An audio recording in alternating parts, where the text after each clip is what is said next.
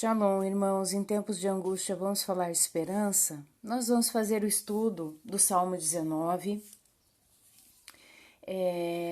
Confesso que foi um pouco trabalhoso, mas muito gratificante fazer o estudo desse salmo, porque muitas vezes a gente lê o salmo, mas não se atém a meditar nele e buscar a revelação. E eu quero dizer para vocês, antes da leitura deste salmo, dizer que o Salmo 19 ele contém duas revelações. A primeira está do verso 1 ao verso 6, em outras, dependendo da tradução ou do tipo da Bíblia, ele vai trazer do verso 2 ao verso 7, tá? Que fala sobre as escrituras sagradas escritas através do universo. E a outra revelação, ela vai estar do verso 7 em diante, ou do verso 8 em diante, e fala que a outra revelação fala as escrituras escritas através da Torá. Então, primeiramente, nós vamos fazer a leitura do Salmo 19. A excelência da criação e das suas instruções, assim como da palavra de Yahweh. Ao mestre de canto, Salmo de Davi. Os céus proclamam a glória de Elohim, e o domo anuncia as obras das suas mãos. Um dia discursa a outro dia, uma noite revela conhecimento a outra noite. Não há linguagem, nem há palavras, e deles não se ouve nenhum som. No entanto, por toda a terra se faz ouvir a sua voz, e as suas palavras até os confins do mundo. Aí pôs uma tenda para o sol, o qual, como noivo que sai dos seus aposentos, se regozija como herói a percorrer o seu caminho. Principia numa extremidade dos céus até a outra, vai o seu percurso, e nada refoge ao seu calor. A Torá de Yahweh é perfeita e restaura a alma. O testemunho de Yahweh é fiel e dá sabedoria aos simples. Os preceitos de Yahweh são retos, alegram o coração. O mandamento de Yahweh é puro e ilumina os olhos. O temor de Yahweh é límpido e permanece para sempre. Os juízos de Yahweh são verdadeiros e todos igualmente justos. São mais desejáveis do que ouro, mais do que muito ouro depurado, e são mais doces do que o mel e o destilar dos favos. Além disso, por eles se admoesta o teu servo em os guardar a grande recompensa. Quem é que possa discernir as próprias faltas? Absolve-me das que me são ocultas, também da soberba, guarda o teu servo, que ela não me domine, então serei irrepreensível e ficarei livre de grande transgressão. As palavras dos meus lábios e o meditar do meu coração sejam agradáveis na tua presença, Yahweh, rocha minha e redentor meu. Então vamos voltar aqui para o início do Salmo. Salmo de Davi. E aqui, no primeiro salmo, no primeiro versículo, diz assim: os céus, cuja palavra hebraica é shamaim. Interessante que este sufixo in, ele sempre é com relação a plural, tá? É a mesma coisa de Elohim, que seria um plural. Se bem que foi traduzido erroneamente o Elohim, porque o único plural majestático que a gente encontra nas Sagradas Escrituras é lá no livro de Bereshit, no capítulo 1, que ele diz, façamos, ali, né, ele diz, façamos o homem, a nossa imagem, a nossa semelhança. Então, ali é um plural majestático, como já expliquei em outros vídeos. Mas, no geral, por exemplo, deveria estar aqui Eloá, que seria o singular, né, se referindo a Yud-He-Vav-He, Yahweh, ok? Mas voltando aqui aos céus. Então, os céus a gente sabe, né, na leitura do livro de Enoque, ele chega a nos falar de 10 céus, né, outros falam em 7 céus. Mas, na verdade, não existe um céu só, né? Por isso que o hebraico nos conta isso. A utilização no singular não existe. Ela é somente no plural. Então, é chamaim, tá? Esses Chamaim, eles proclamam, né? Eles exaltam a glória de Yahweh. E o domo anuncia as obras das suas mãos. Eu quero mostrar para vocês uma figura que vai nos mostrar uma terra que ela é plana, tá? Nós fomos enganados ao longo dos anos pela essa NASA, né, essa elite a serviço de Hassatan, que nos disseram que nós estamos numa bola giratória no universo, há muitos milhões, nem sei dizer ao certo a velocidade, né, na qual estamos girando, e estamos girando ao redor daquilo que eles chamam do astro-rei, né, do Deus Rei, o Deus Sol. Eu quero mostrar para vocês que a Bíblia, em todo o tempo, ela nos dá, tá, o embasamento da Terra plana. Eu não vou entrar isso com profundidade nesse estudo, mas só para vocês terem uma noção, eu peguei uma gravura aqui que ela vai dar uma base, tá? Que nós podemos até ler lá depois em Bereshit, né? Que existia as águas, né? E foi formada ali a terra seca, a porção seca, isso fala em Gênesis 1:9, tá? Depois ele separou as águas de cima das águas de baixo.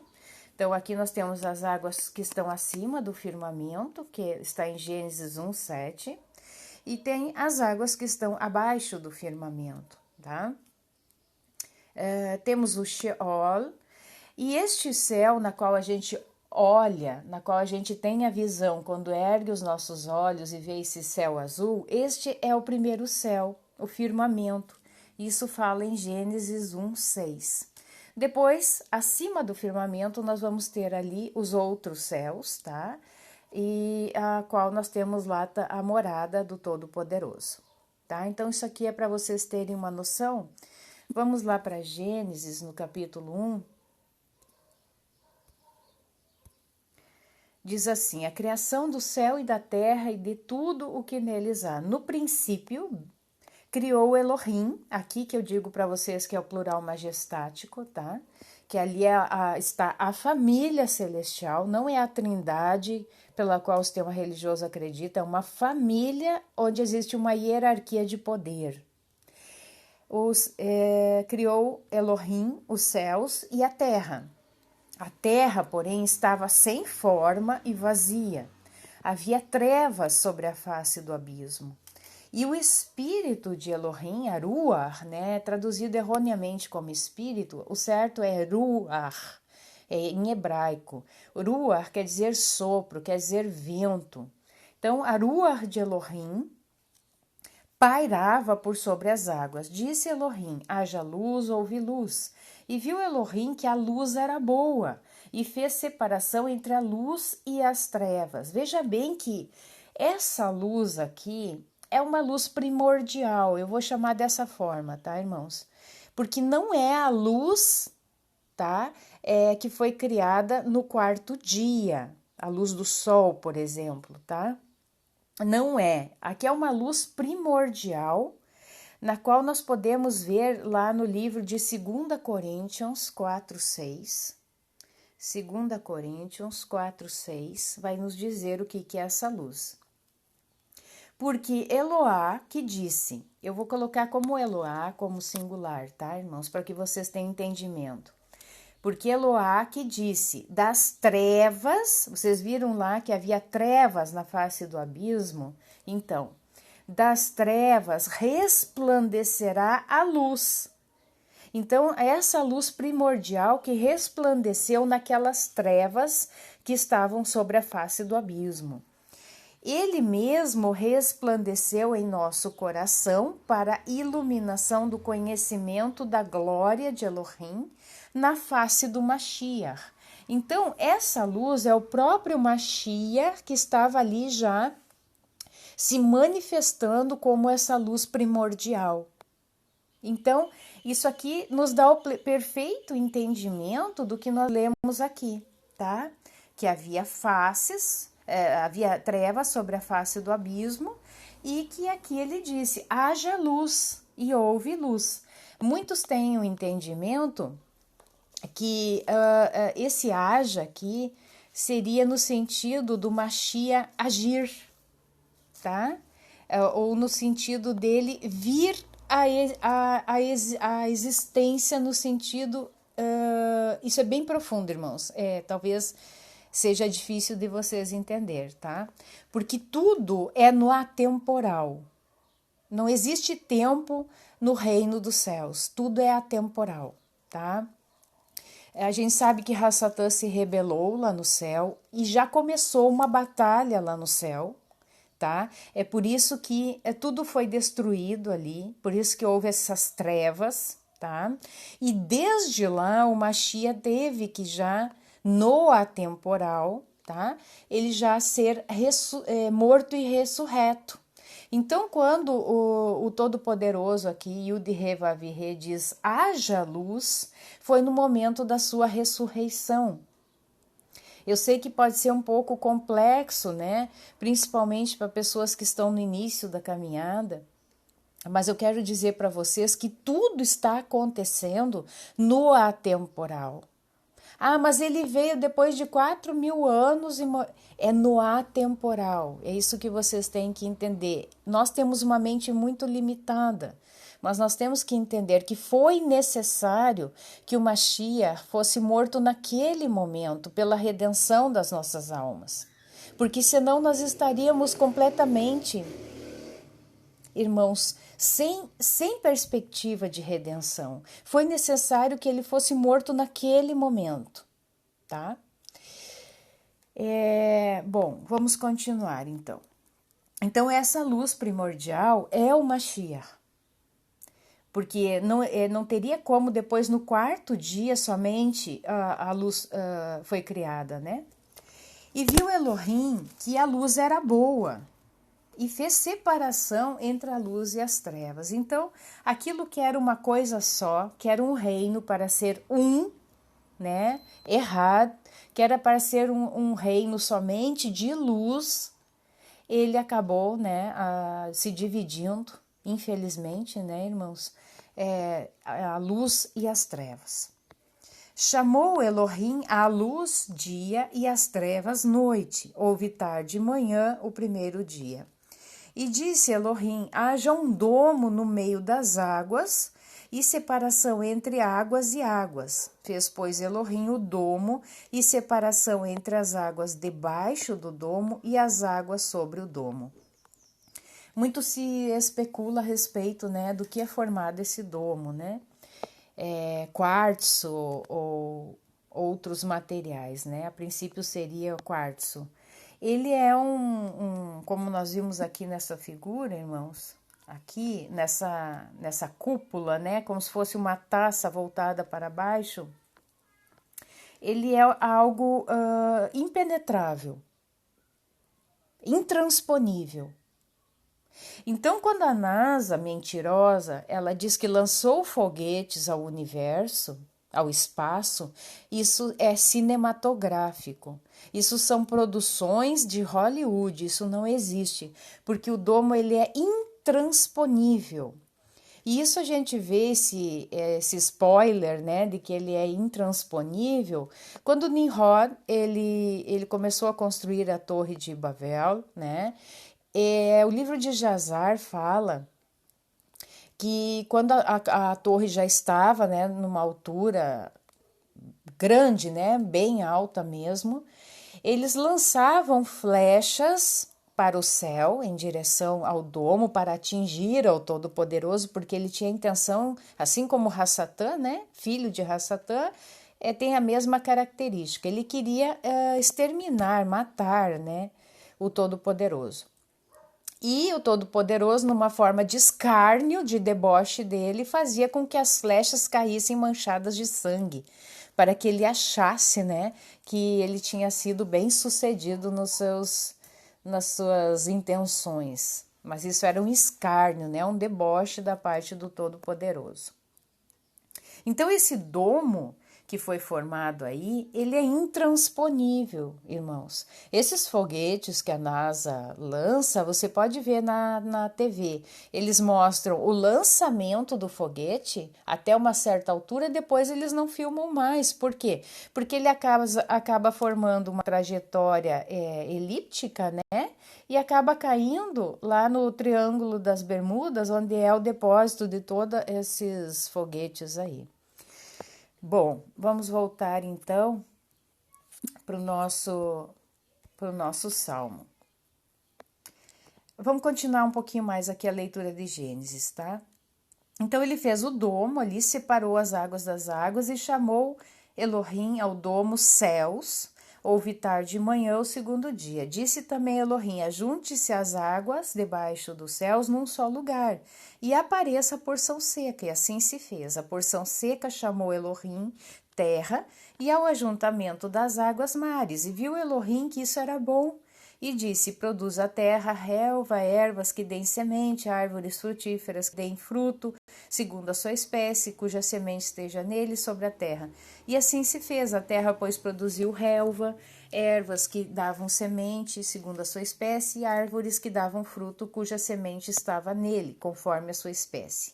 E viu Elohim que isso era bom. Houve tarde e manhã o terceiro dia.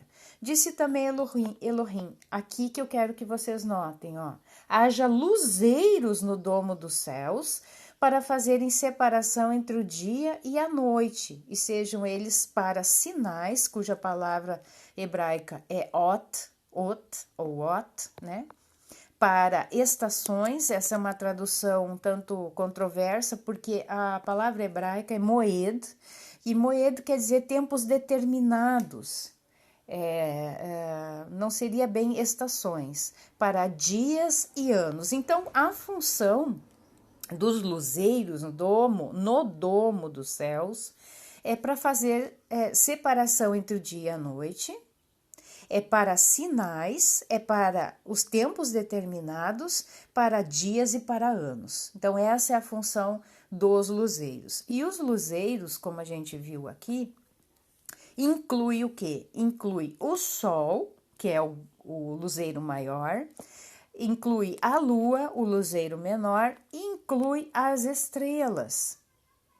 Ao contrário do que mais uma vez eu vou mostrar para vocês, essa NASA mentirosa, e infelizmente a gente desde criancinha nos obrigaram a acreditar que nós estamos então neste grande universo, e que o Sol ali é algo fixo, o Sol é fixo, e é um grande astro, o astro-rei que eles chamam, e que os planetas, eles estão numa trajetória circular ao redor do Sol. Aí isso se chama heliocentrismo. Hélio vem de Sol, centrismo, o Sol no centro, e os planetas girando loucamente ao seu redor. Só que se a gente tirar o cérebro um pouco da caixinha, a gente vai começar a pensar que, primeiramente, o Sol estando tão perto,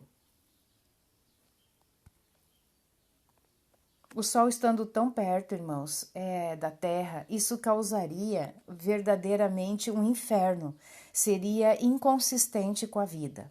Não haveria como haver vida na Terra através de um Sol tão quente a este nível, tá?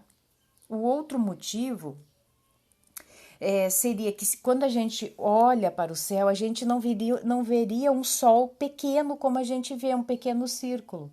Todo o céu seria avermelhado, porque o Sol é o maior na visão heliocêntrica.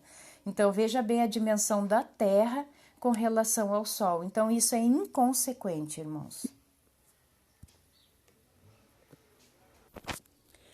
Voltando então ao Salmo 19, irmãos, vamos continuar a nossa leitura aqui. Verso 2: um dia discursa a outro dia, uma noite revela conhecimento a outra noite. Não há linguagem, nem há palavras, e deles não se ouve nenhum som.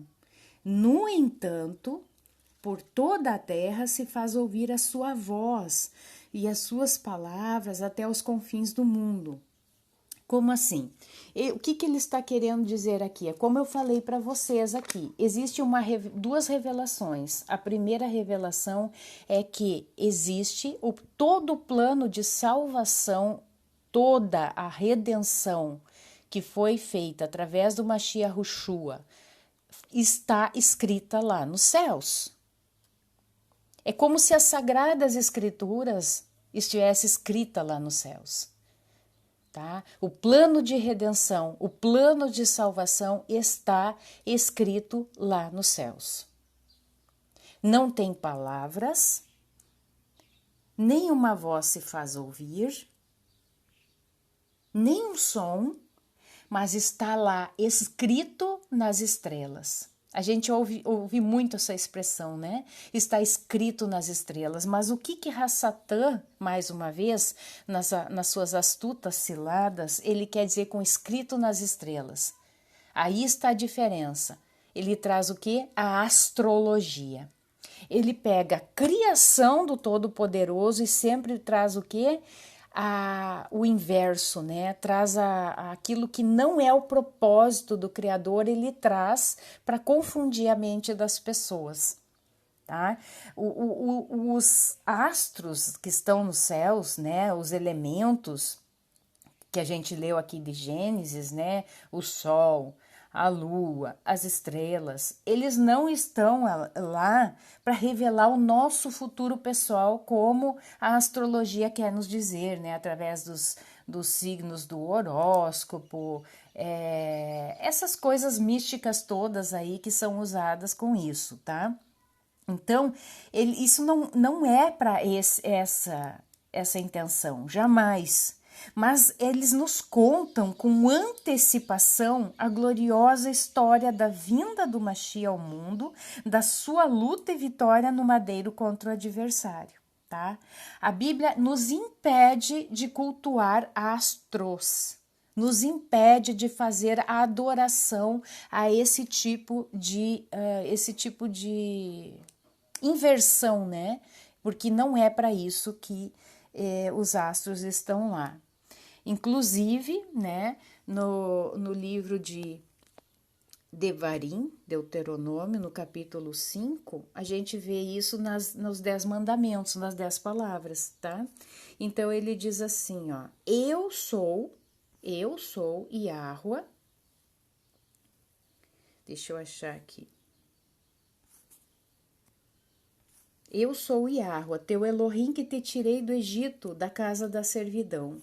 Não terás de outros deuses diante de mim, não farás para ti imagem de escultura, nem semelhança alguma do que há em cima no céu, nem embaixo da terra, nem nas águas debaixo da terra. Não as adorarás, nem lhe darás culto, porque eu, Yahuwah, teu Elohim, sou um Elohim zeloso, que visito a iniquidade dos pais nos filhos, até a terceira e quarta gerações daqueles que me aborrecem, tá? Então, para quem pega o sol, pega a lua, pega as estrelas para a adoração, fazendo imagens de escultura e se prostrando diante dessas imagens, isso está errado, tá? E é nesse tipo de adoração que o próprio Israel, por se misturar com os povos pagãos, eles começaram a fazer esse tipo de culto.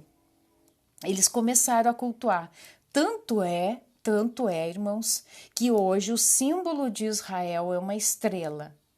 O hexagrama, ele não é o verdadeiro símbolo de Israel. Isso aí foi introduzido de propósito para justamente quebrar este mandamento de que não podemos ter esse tipo de adoração. Ali é a estrela de Renfã, que a gente sabe está inclusive na palavra. No livro de Amós, no capítulo 5, no verso 25 e 26, diz assim: ofereceste-me vós sacrifícios e oblações no deserto por 40 anos, ó casa de Israel. Antes levastes a tenda de vosso Moloque e a estátua das vossas imagens, a estrela do vosso Deus que fizeste para vós mesmos. Em outras traduções, diz aqui: carregareis Sakut, vosso rei, e a estrela de vosso Deus Caivã, imagens que fabricaste para vós. Ainda tem outras aqui, vamos ver, na Sefer. Levai, pois, as vossas imagens de Sikut e Kium, a estrela do vosso Deus que fizeste para vós. Eu fiz uma rápida pesquisa. Essa Kium, ela provém de Caim, tá? Eles dizem que seria a própria marca de Caim, não sabemos. E tem relação a Saturno, ok? Depois temos também, no livro de Atos, deixa eu trocar aqui, Atos 7:44 diz assim, no 43. Entretanto, carregastes a tenda de Moloque e a estrela do deus Renfã, figuras que havíeis feito para adorar, por isso eu vos deportarei para além da Babilônia.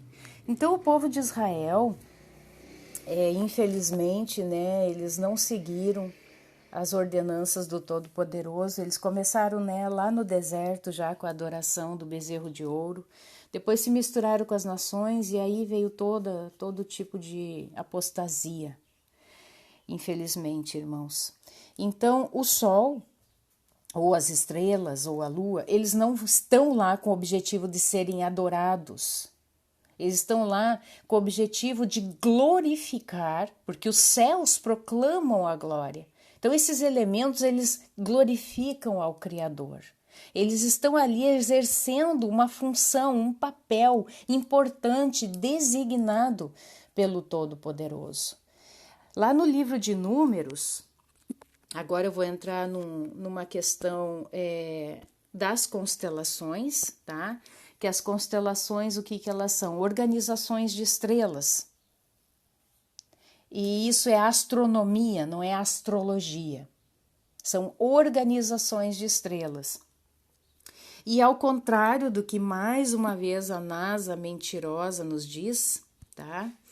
Mais uma vez a NASA mentirosa, ela mostra aqui, né, como se o astro-rei, o Sol, estivesse ali fixo, os planetas girando ao redor e as constelações, que não por acaso são 12, né, irmãos? 12 esses constelações que eles dos signos do horóscopo, né? Que a gente sabe que isso não é real, mas existem sim 12 constelações que eles estão em harmonia com as 12 tribos de Israel, também com os 12 apóstolos. Isso aqui é uma mentira, irmãos. O Sol, como o próprio Salmo 19 que estamos estudando, fala que ele não é algo fixo. Ele não é algo fixo, algo central, na qual os outros elementos estão girando ao redor dele. Por que eles querem fazer isso, irmãos? Porque justamente é isso que eu quero trazer aqui no Números 2, que fala sobre a organização das 12 tribos ao redor do tabernáculo. Aqui diz assim, falou Yahweh a Moshe e a Aharon e disse, os filhos de Israel acamparão cada um junto à sua insígnia ou à sua bandeira, sobre os emblemas de suas casas patriarcais. Acamparão ao redor da tenda da reunião, ou seja, do tabernáculo, a uma distância determinada. E ali ele coloca, né, ao oriente vai ficar a insígnia do acampamento de Judá, segundo os seus esquadrões, príncipes dos filhos de Judá, ele fala ali, seu exército, 74.600 recenseados, junto da tribo de Judá ao oriente, fica Issachar, tá? Fala ali, depois a tribo de Zevulun, e Issachar, Zevulun, tem mais alguém, deixa eu ver aqui, são 3, né?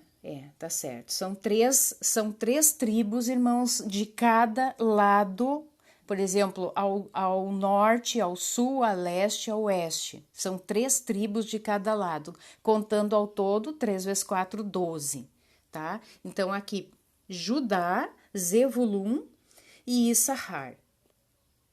Depois, ao sul, vai ter a insígnia do acampamento de Reuven. Aí fala do exército deles, e junto da tribo de Reuven vai ficar Shimeon, ao sul, tá? E depois Gad.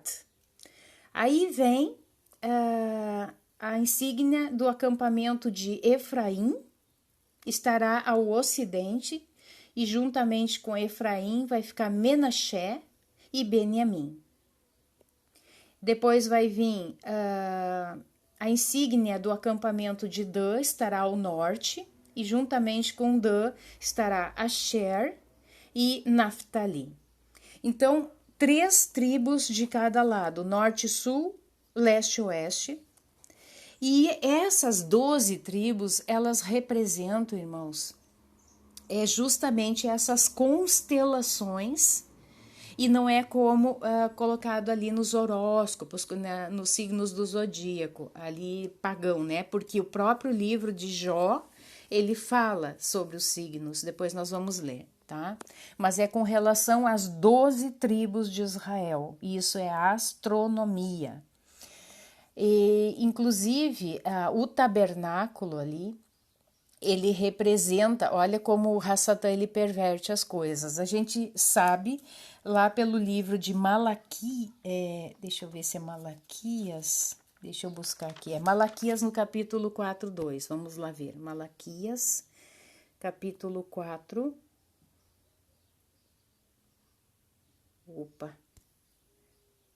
deixa eu ver aqui, tem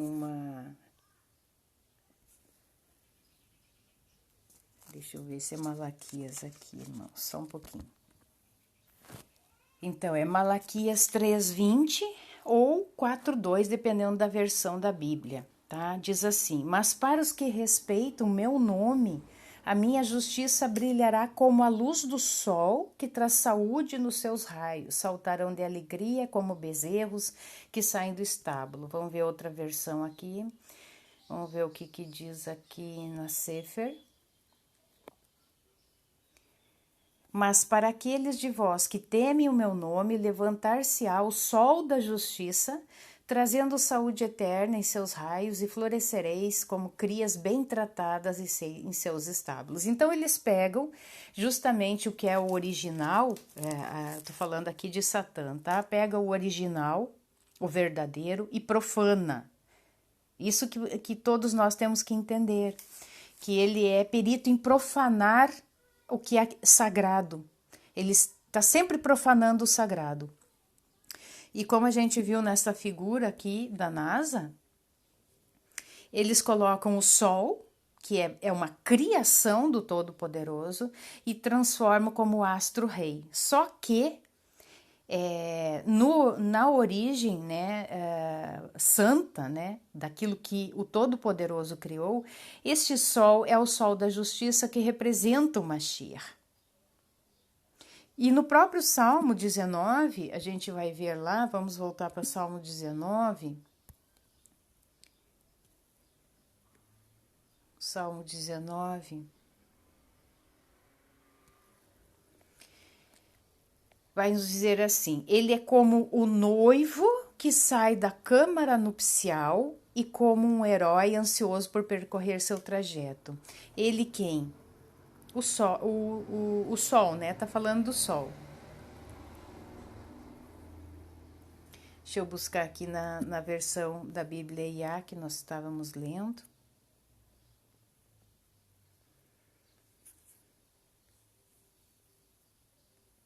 Olha aqui, vai dizer aqui, ó. Então, a gente estava dizendo aqui que sem palavras, sem ouvir sua voz, ali está sendo pregado, né, todo o plano de salvação. Aí, né, nesse domo, ele pôs uma tenda para o sol. Então, o domo é uma tenda, é ou não é? Não parece uma tenda? É uma tenda para o sol, o qual, o sol, como noivo. Quem é o nosso noivo? Não é o próprio Mashiach? Então, ele é o sol da justiça? Então, tudo tem a ver aqui, irmãos. Que sai, veja bem essa palavra aqui, ele sai, quer dizer que tem movimento, não é como a NASA mentirosa colocou para nós, que é algo fixo, ele sai. Então, a Terra está fixa, a Terra é estacionária. Quem se mexe, quem se movimenta é o Sol. Então, ele sai, que sai dos seus aposentos, ou seja, a palavra aqui é rupar. Interessante que a rupar, até vou colocar aqui para vocês, o que é rupar? É uma câmara, é um quarto, é um abrigo. A rupá é aquela tenda que é construída quando vai ter um casamento, né? Do noivo e a noiva ali, o noivo tem que construir, isso os hebreus fazem, né? O noivo constrói a rupá para o casamento. Então é bem interessante aí. Então ele sai da rupá e se regozija como herói, Gibor, né, como valente, né, como forte. Ele sai dos seus aposentos como herói a percorrer o seu caminho. Então, o Mashiach, ele representa aqui o tabernáculo. O tabernáculo, a gente sabe que ele nunca foi uma coisa móvel, né, irmãos? Ele ficava móvel por um período e depois, quando eles levantavam o acampamento, o tabernáculo era desmontado e saía juntamente com eles na caminhada, tá? Então, o noivo aqui, o Mashiach, representa este sol que sai da rupá e sai, né, com a sua força na sua trajetória, no seu caminho, no seu percurso. E nesse percurso, ele está ali arrodeando. Eu sei se você consegue fazer essa visão, até vou pegar aqui a verdadeira ilustração, como seria.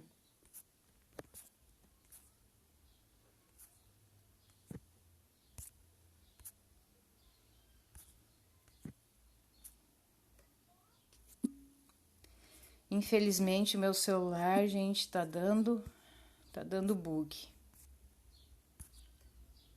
Só um minuto. Aqui sim, então, nós temos a figura da Terra plana numa visão superior, tá? Então, a gente vê todas as constelações por baixo do domo, assim como o Sol, a Lua, toda essa configuração está abaixo do domo. E o Sol, ele gira ao redor, ele faz esse percurso circular ao redor dessas constelações que elas representam as próprias tribos de Israel. Então, essas configurações que a gente viu lá em Números, né, das tribos, assim é disposto também no céu. Eu não sou uma estudante de astronomia, eu sei muito pouco sobre isso, sei o básico, tá? Mas o que eu sei é o suficiente para crer que o Sol, ele é apenas ali uma representação da figura do Mashiach ao redor das 12 tribos de Israel como o Sol da Justiça. Tá, irmãos? É isso que a gente precisa saber do básico. Então, o Sol se movimenta, o Sol não está fixo. Quem se movimenta é o Sol, a Terra está fixa. Dentro das constelações, irmãos, existe, né, a constelação de Virgem, e a partir, os hebreus, eles começavam o seu ano pela constelação de Virgem e terminavam na constelação de Leão. Isso tem um sode, isso tem um mistério. Por quê? Tudo começa ali por Virgem, né? Por essa, em hebraico é Betulá, que nós sabemos ali que é a representação de Miriam, Maria, no nascimento do Mashiach, tá? E essa Virgem, eu vou mostrar uma figura para vocês desta constelação. Dentro desta constelação existem 110 estrelas. E a estrela mais brilhante aparece nas espigas de milho na mão esquerda da mulher. Isso é muito, muito, muito importante, tá?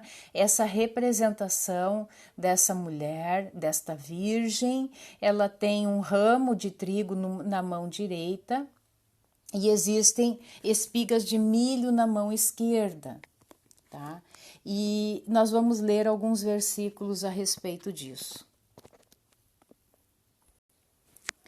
Bom, a imagem, eu não consegui uma imagem tão nítida, mas é mais ou menos isso aqui, tá? Esse traçado verde que vocês estão vendo aí é o traçado das principais estrelas, e entre elas está a espica, que é justamente essa que eu falei para vocês que está na mão esquerda da Virgem. E nós vamos ler então alguns versículos sobre isso agora, irmãos. Primeiramente, Apocalipse 12, 1. A mulher e o dragão. Viu-se grande sinal no céu, a saber, uma mulher vestida do sol, com a lua debaixo dos pés e uma coroa de 12 estrelas na cabeça, tá? Isso seriam então as 12 constelações, as 12 tribos de Israel, que, achando-se grávida, grita com as dores de parto, sofrendo tormentos para dar à luz. Aí depois vai falar que também viu outro sinal no céu, que é a do dragão vermelho, que veio ali para querer tragar o filho. Então o sol na sua trajetória ali, por isso que os sábios lá, né, que vieram para ver o Mashiach, eles faziam essa leitura dos céus. Então eles viram que o sol se posicionou bem ali perto do ventre de Maria, entre as pernas dela ali. Então eles sabiam que estava nascendo o sol da justiça. E depois eles viram ele como o leão, já lá na constelação de Leão. Então, por isso que eles sabiam. Tanto é que eles não vieram logo no nascimento. Eles se passou em torno ali de um ano, né, para eles verem o sinal do leão também. E eles tiveram a certeza que estava nascendo ali um rei. Então não é como se mostra, né, que eles foram lá quando ele era bebezinho, recém-saído da Maria, não. Eles vieram ali logo um tempo depois até fazer toda a leitura do que estava lá no céu, para ter a certeza que ali, então, realmente estava nascendo o rei esperado, o Mashiach esperado. Então aqui Apocalipse 12 fala sobre isso. Também nós vamos ver em Isaías, no livro de Isaías, no capítulo 4, verso 2, diz assim, a respeito dessa estrela, né, dessa que está na mão esquerda da Virgem, o nome em hebraico é Tsemar, que quer dizer o renovo. Aqui no livro de Isaías fala, naquele dia o renovo, pode ver, ó, Tsemar, de Yahuwah, será de beleza e de glória, e o fruto da terra, orgulho e adorno para os de Israel, que forem salvos. Então, aqui está falando de Tsemar, do renovo. Em Zacarias também a gente vai ter essa revelação, irmãos, no livro de Zacarias 3, verso 8. Houve, pois, Yahusha, né, que seria o sumo sacerdote lá, ou Yahushua é o mesmo nome, né, que seria Josué nas traduções abrasileiradas, vamos dizer assim. Houve, pois, Yahushua, sumo sacerdote, tu e os teus companheiros que se assentam diante de ti, porque são homens de presságio. Eis que eu farei vir o meu servo, o renovo. Então, novamente aqui, Tsemar, então, em relação novamente ao Mashiach. No mesmo livro de Zacarias, só que agora no capítulo 6, no verso 12, vai dizer assim, e dize-lhe, assim diz Yahweh dos exércitos, eis aqui o homem cujo nome é renovo, ele brotará do seu lugar e edificará o templo de Yahweh. Engraçado que aqui fala em brotará, Tsamar. Então, esse Tsemar e aqui brotará, Tsamar, quer dizer crescer, brotará, né? Então, é o grão do trigo que germinará, que brotará. Então, essa é uma metáfora, né, para falar do Mashiach. Jeremias agora, no livro de Jeremias, capítulo 23, verso 5, diz assim: Eis que vem dias, diz Yahweh, em que levantarei a Davi um renovo, Semar, justo e rei, reinará e agirá sabiamente e executará o juízo e a justiça na terra. Ainda em Jeremias, só que agora no capítulo 33. Irmãos, o vídeo vai ficar um pouquinho longo, mas vale a pena, tá? Naqueles dias e naquele tempo farei brotar o trigo que vai brotar. A Davi um renovo, Tsemar, de justiça, ele executará juízo e justiça na terra. Sabemos que o Mashiach, né, é esperado da descendência de Davi. Ele é um Yahudim, né, da tribo de Arudá, o leão da tribo de Arudá. No livro de João,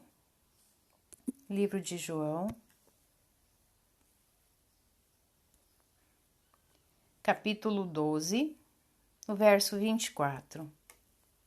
Em verdade vos digo, se o grão de trigo, presta atenção nisso, se o grão de trigo, nós estamos vendo que Tsemar, ali é o grão, é o renovo.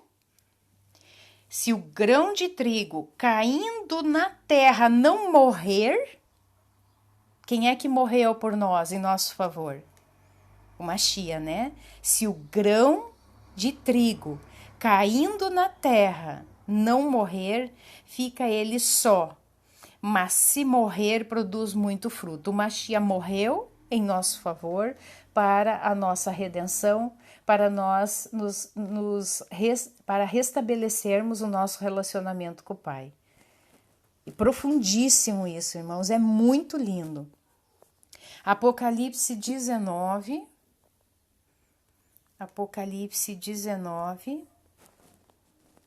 a partir do verso 11. Vi o céu aberto e eis um cavalo branco, o seu cavaleiro se chama Fiel e Verdadeiro e julga e peleja com justiça. Os seus olhos são chama de fogo, na sua cabeça há muitos diademas. O que esses diademas são, né? Representando essas tribos de Israel. Tem um nome escrito que ninguém conhece senão ele mesmo. Está vestido com um manto tinto de sangue, né? Porque ele derramou o seu sangue, ele fez essa redenção, e o seu nome se chama Verbo de Elohim. E seguiam-no os exércitos que há no céu. Gente, as estrelas, tá? Isso é outra coisa também bem profunda de nós entendermos, ela tem relação conosco, tá? As estrelas, elas têm muita relação conosco, porque inclusive o Todo-Poderoso, ele nomeou as estrelas. Isso fala lá em Isaías 40, 26, tá? Ele nomeou, ele deu nome a cada uma das estrelas. E Isaías 45, 3, podemos ir para lá, depois a gente volta aqui. Isaías 45, 3 é muita coisa, irmãos, é muito conteúdo. Dar-te-ei os tesouros escondidos e as riquezas encobertas, para que saibais que eu sou o Yahweh, Elohim de Israel, que te chama pelo teu nome. Então, ele nomeia as estrelas e ele sabe, nos conhece pelos nossos nomes. Nós temos relação com essas estrelas, irmãos. Tá? É por isso que o inimigo, como sempre, fazendo um plágio, por que vocês acham que ele usa os servos dele, esses famosos do cinema, ele chama de astros e chama de estrelas? Vocês já ouviram isso? Usa o astro do rock, o astro do cinema, a estrela do rock, a estrela do cinema, tá? Então tem relação sim, nós somos essas estrelas, tanto depois eu não selecionei versículo, mas diz que o dragão arrastou com a sua cauda um terço das estrelas, ele arrastou, e arrastar é jogar a força, um terço das estrelas, irmãos, tá? E isso não é os anjos caídos que caíram com ele. É outra classe, são aqueles que vieram aqui para esse exílio que somos nós, tá, irmãos? Isso é outro assunto. Não quero confundir a mente de vocês. Mas vamos voltar lá para o livro de Apocalipse. Então vai dizer, né? E se chama o verbo de Elohim e seguiam-no os exércitos que há no céu, montando cavalos brancos com vestiduras de linho finíssimo, branco e puro. Tá? Eu tô falando esse versículo aqui para vocês verem a relação que existe, né, entre nós e as estrelas. O livro de Daniel fala isso também. O livro de Daniel. Eu já tô com os olhinhos meio embaralhados aqui, irmãos. Livro de Daniel diz assim: nesse tempo se levantará Miguel, o grande príncipe, o defensor dos filhos do teu povo, e haverá tempo de angústia, qual nunca houve, desde que houve nação até aquele tempo. Mas naquele tempo será salvo o teu povo, todo aquele que for achado inscrito no livro. Muitos dos que dormem no pó da terra ressuscitarão, uns para a vida eterna e outros para a vergonha e horror eterno. Os que forem sábios, pois, resplandecerão como o fulgor do domo, e os que a muitos conduzirem à justiça como as estrelas, sempre e eternamente. Então, o livro de Daniel também faz essa referência, né, de que nós somos estrelas. Eu falei para vocês que nós iríamos falar no livro de Jó, que ele fala sobre as constelações. Então, sim, existem estas constelações e foi deixado na palavra para que seja provado. 38, verso 32. Ou fazer aparecer os signos do zodíaco, ou guiar a ursa com seus filhos. Então, aqui está falando dos signos do zodíaco, cuja palavra é Mazará, no singular, ou Mazarot, no plural, tá? Então, são signos do zodíaco, constelações, tá, irmãos? Também no mesmo livro de Jó, no verso 26, 13... pelo seu sopro aclará os céus, e a sua mão fere o dragão, o veloz. No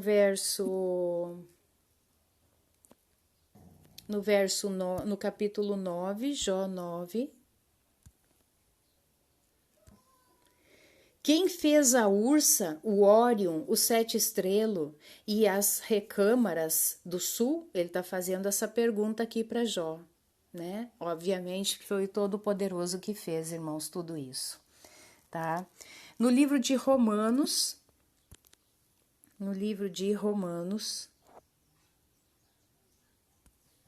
capítulo 10, do 13 ao 18, porque todo aquele que invocar o nome de Yahweh será salvo, como, porém, invocarão aquele em quem não creram? Como invocarão aquele em quem não creram? E como crerão naquele de quem nada ouviram? E como ouvirão se não há quem pregue? E como pregarão se não forem enviados? Como está escrito, quão formosos os pés do que anunciam as coisas boas. Mas nem todos obedeceram ao evangelho, pois Isaías diz: Yahweh, quem acreditou na nossa pregação? E assim a fé vem pela pregação, e a pregação pela palavra do Mashiach. Agora o verso 18, que é o verso chave aqui. Mas pergunto, porventura não ouviram? Sim, por certo, por toda a terra se fez ouvir a sua voz e as suas palavras até os confins do mundo. Então aqui ele está falando justamente sobre a questão do verso 19, que diz que tudo que está lá no céu não tem palavras, não há termos, não há voz, mas está lá, como testemunha, como ali o plano de salvação está escrito lá. Não há desculpa, irmãos. Aqui nós vamos ver, continuar aqui. Pergunto mais, porventura não terá chegado isso ao conhecimento de Israel? Moisés já dizia: eu vos porei em ciúmes com um povo que não é nação, com gente insensata. Eu vos provocarei a ira.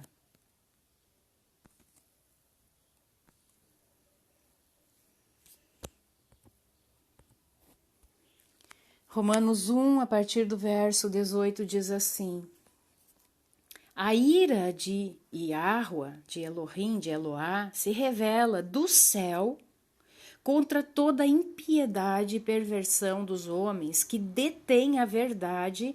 Aqui eu coloquei até uma referência, mas eu não vou ler, irmãos, vai ficar muito longo o vídeo. O que é a verdade que ele falou ali quando Yahushua foi indagado por Pôncio Pilatos, né? Eu sou a verdade.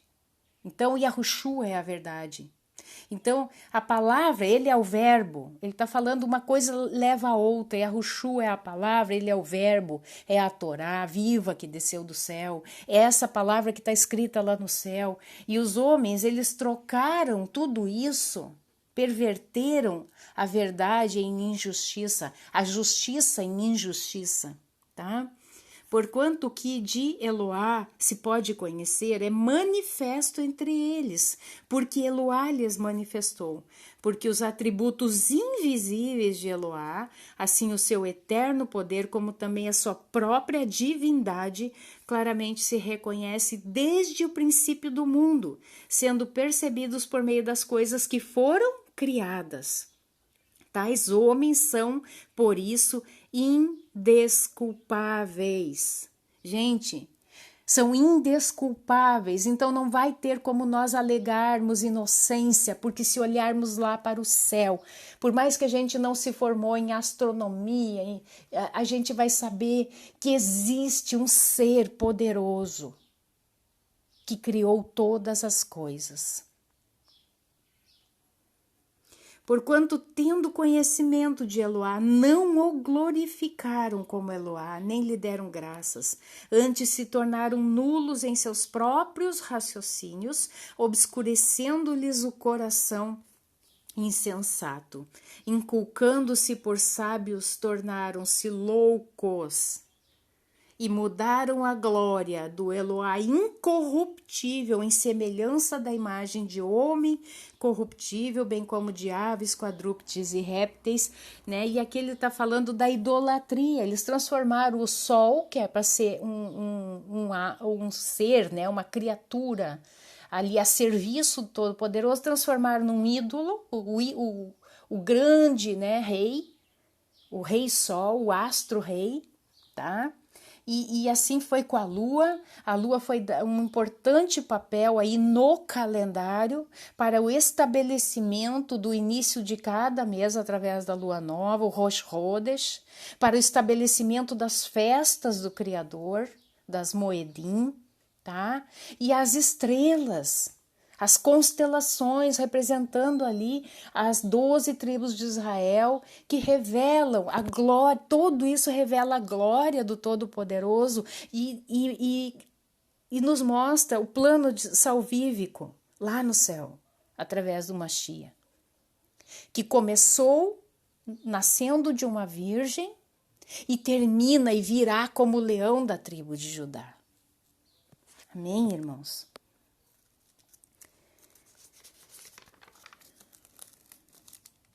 Vamos continuar então, para nós finalizarmos o vídeo, no Salmo 19, a outra parte agora, irmãos, que nos vai falar da Torá. Por que que juntamente com toda essa revelação do plano salvífico, do plano de salvação, da nossa redenção escrita lá nos céus, sem termos, sem palavras, sem que uma voz seja ouvida. Por que que ele vai falar agora na segunda parte aqui, na segunda revelação? Por que que vocês acham que ele vai falar da Torá? Davi sabia, ele tinha conhecimento disso, irmãos. E o Todo-Poderoso tem batido nessa tecla. Quem tem ouvidos, ouça. A Torá não foi anulada. Enquanto existirem céus lá, né? Enquanto ainda existirem, a Torá ainda vai existir. E interessante que lá no livro de Apocalipse diz que no fim dos tempos ali, quando começar a ser derramada a ira do Todo-Poderoso, os céus se enrolarão como pergaminho. A Torá é um pergaminho, né? Que inclusive, quando a gente vê uma figura ilustrativa, ela se enrola, né? É enrolada, um pergaminho. Então, quando os céus se desfizerem, né? Os elementos cairão, né? Tudo isso, aí sim, quando nós estivermos na Nova Jerusalém, aí, quem sabe, o Todo-Poderoso irá nos dar uma nova Torá. Eu não sei. Baseado nessa Torá, com certeza. Mas enquanto os céus existirem, enquanto a terra ainda existir, a Torá ainda é válida. Porque ela está lá nos céus, assim na terra como nos céus. É isso que a gente tem que ter em mente, irmãos. E o Todo-Poderoso tem batido nessa tecla para dar tempo de arrependimento para aqueles que são anomistas. E como alguém que foi incumbida de trazer essa palavra também sobre a Torá, que é válida, eu não desisto, irmãos. Você pode ranger os dentes aí do outro lado, não tem importância para mim. Fico triste pela dura cerviz, né? De que não quer entender isso. Mas a minha parte eu estou fazendo, irmãos. E eu fiquei muito emocionada. Talvez eu não consegui trazer na totalidade ainda todo o conteúdo, mas o básico, o essencial, está aqui.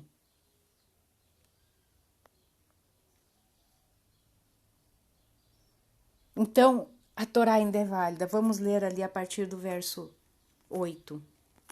Verso 7. A Torá de Yahua, ela é perfeita. Perfeita. Restaura a alma. O testemunho de Yahua, como eu já falei aqui, a Torá e ao testemunho, tem um vídeo aqui no canal que eu falo sobre a Torá e ao testemunho. O testemunho é o próprio Mashiach, tá? O testemunho de Yahua é fiel e dá sabedoria aos simples. Os preceitos de Yahua são retos e alegram o coração. O mandamento de Yahua é puro e ilumina os olhos. O temor de Yahua é límpido e permanece para sempre. Os juízos de Yahua são verdadeiros e todos igualmente justos. São mais desejáveis do que o ouro, mais do que muito ouro depurado, e são mais doces do que o mel e o destilar dos favos. Interessante, irmãos, que quem é anomista, aquele que diz que a Torá não é mais válida, como eu tenho dito aqui, ele é um anti-Mashiach. Tá? E se a Torá é perfeita, e se você não segue a Torá, você está imperfeito. Se a Torá restaura a tua alma, você não está com a alma restaurada. Se o testemunho de Yahua é fiel, e ele é essa Torá viva que desceu do céu, é como eu digo, você está sendo um anti-Mashiach. Você está pisando no filho e não beijando ao filho. Tem uma diferença entre pisar no filho e beijar o filho, como reverência a ele. O testemunho que dá sabedoria ao simples. Se você é um anomista, você não tem sabedoria. Se os preceitos de Yahua são retos e alegram o coração, sinto muito, você não tem alegria completa. O mandamento de Yahua é puro, ilumina os olhos e, infelizmente, há trevas nos seus olhos. O temor de Yahua é límpido e permanece para sempre. Se o temor de Yahua é límpido, ele vem, né? O princípio da sabedoria é o temor de Yahua, e isso vem através do conhecimento da palavra, através do conhecimento da vontade do Pai, e através daí que vai sendo feita essa limpeza dentro de nós. E quem não tem isso, irmãos, está sujo. As vestes sujas. E quem estiver com as vestes sujas será expulso do banquete. Os juízos de Yahweh são verdadeiros e todos igualmente justos. Se você não crê na Torá, se você é um animista, você está tornando Yahweh injusto. São mais desejáveis do que o ouro, desejável do que o ouro mais depurado, mais doce que o mel.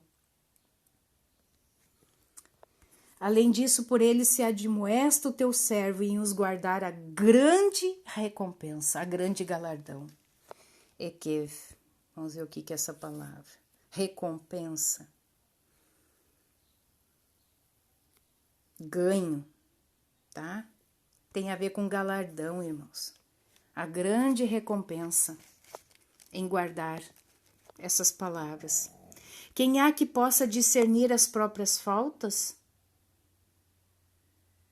Eu pergunto para você, como Romanos fala, não fosse pela Torá, nós não saberíamos o que é o pecado.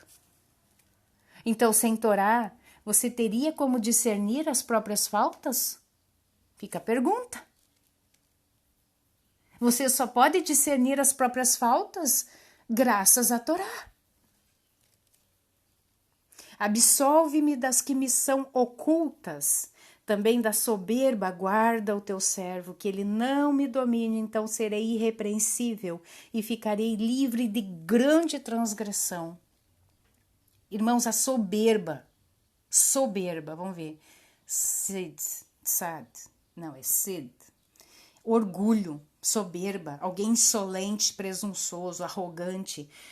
Vocês lembram quem que foi assim, que foi expulso lá do céu? Vocês lembram? Pois é. Ele foi anomista, ele foi orgulhoso, ele não queria mais a lei, ele não queria mais a Torá. E é daí que vem, né, o satanismo. É daí que vem essa questão que eles dizem, nós somos a própria lei, nós fazemos a nossa própria lei. Então, Satã foi o primeiro anomista da história da humanidade. Primeiro anomista, pai de Caim, que também não aceitou a Torá na vida dele. Cada um escolhe o pai que quer. O meu pai, o meu Abba, Yud-He Vav-He. Toda honra, toda glória, todo louvor, adoração a ele, somente a ele.